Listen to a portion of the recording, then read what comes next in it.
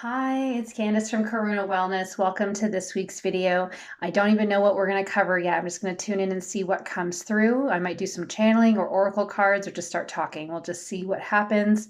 Before I get into today's video, if you're enjoying my content, please like and subscribe to my channel. If you're seeing this on YouTube, please comment below and get discussion started. It's important that we start sharing these esoteric and spiritual concepts in a way that makes them normalized, while also respecting that maybe we all have a slightly different perspective of the same thing, and just keep the comments and dialogue respectful so that we can encourage more flow through everything that we cover. Okay, so I'm just going to feel into the energy here, the plasma field, and see what wants to come through. Okay, so I'm being told, I was really drawn to wearing the color red today, that there's a focus on the root chakra. It's being encouraged. It's not for everyone in the sense that it's imperative that everybody focuses on it, but it's something that everyone would benefit from. For some people, it's more important. Other people, it's something kind of playing in the background. So the root chakra is what guides us in our basic needs. So feeling safe, having basic needs met, the fight or flight versus feeling safe. Also, they're telling me it also helps us to connect to another chakra that's below that helps us to connect to Mother Gaia. We sometimes kind of start the root and work our way up, and there's another chakra. I don't know if this is true or not, so I'm going to look this up after, but it's down kind of near the knees or just below where that is, and it's more of an earthy brown. Sometimes you have a grayish hue to it, and that is what helps us to anchor into the earth. And that has been not normalized or included in the generic chakras, but we're being invited to and bring that back in. And it's still good to work up through the chakras, but they're telling me to also work down through the chakras. So you can start the root and work down, and that is going to ground you more fully as we continue to ascend. So as you're working through your spiritual journey, it's important to stay grounded here because you are still having an experience here in this holographic reality, or whatever you want to call it, that where Mother Gaia is shifting, and we are bioelectric beings, and we are very much in tune with her resonance or her harmonic, because we come from her. We come from the stars, the stardust and all of that. Earth was formed, and we've been recycled and come from that, because we are all one. So that is a way to provide you with a feeling of safety, but an actuality of being safe, and understanding that the earth holds you. And there's a reason, like, the earth always can provide for itself. It's got all these different cycles and loops and flow states that we have been, in North American society specifically, programmed or conditioned to disengage from. And we've been told there's a problem here, and we've got the solution, right? The marketing and whatever. So they're saying to almost wean off of the synthetic way of living, or the backwards upside down way of living. They're saying you don't need to do like a cold turkey change. And this is in terms of like eating clean food, exercising, disengaging from devices, using more holistic, like plant-based medicines, and educating yourself on it.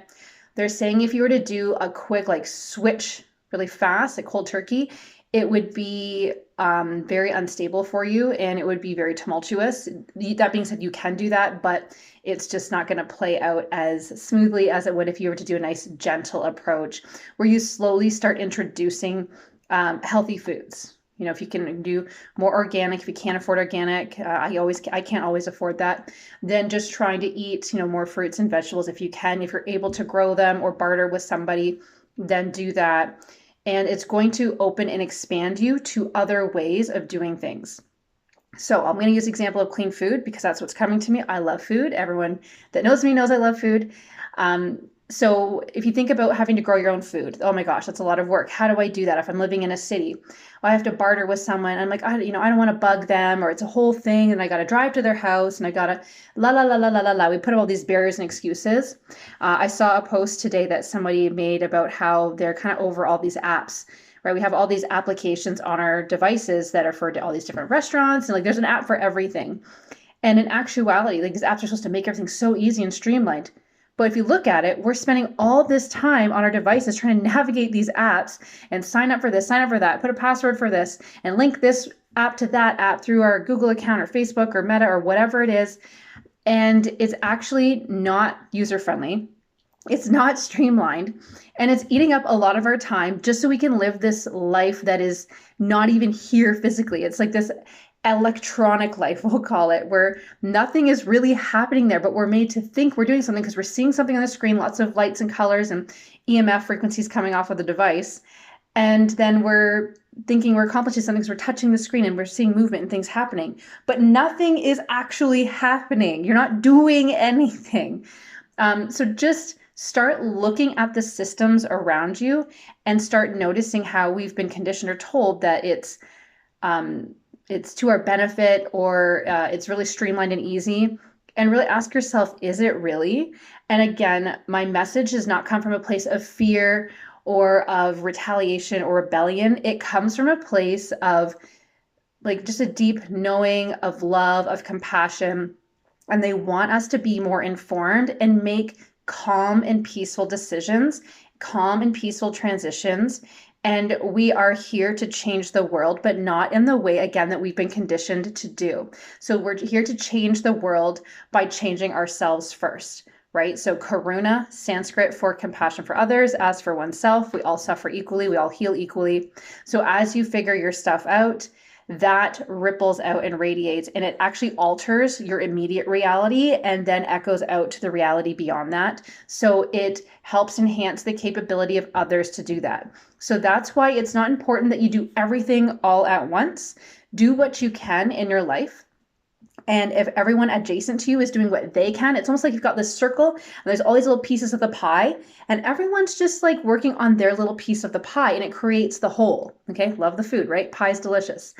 So if we're all working our sliver of pie, you don't have to worry about the other slivers of pie because they're going to do their thing too.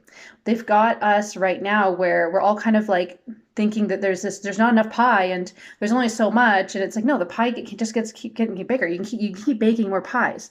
There's no lack except for the lack that we're creating in our minds, right? There's no problem except for the ones we're creating in our minds. Then we project that outside of ourselves. So let's reel us back in, Candice.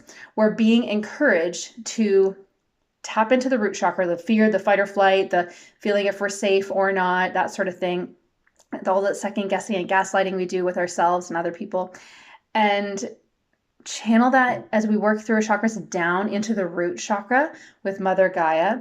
And you can imagine it if you're seated while meditating. They're telling you, imagine like it's in the ground. Like it's a chakra, it's part of your aura, whatever, your energetic field. It's in the ground. And allowing that energy to flow down and then connect to Mother Earth, so that you are not necessarily anchoring your physical self to the ground, but your energy body is. And that's going to create a more stable tether for you as your physical body moves around in your everyday life. So that's my partially channeled message for you today. I'm going to end with a sound bowl I've got here for you, and I'll play that for a minute or two. So if you want, you can just get comfortable, seated, close your eyes, or you can end the video now, and I'm just going to play the sound bowl for you.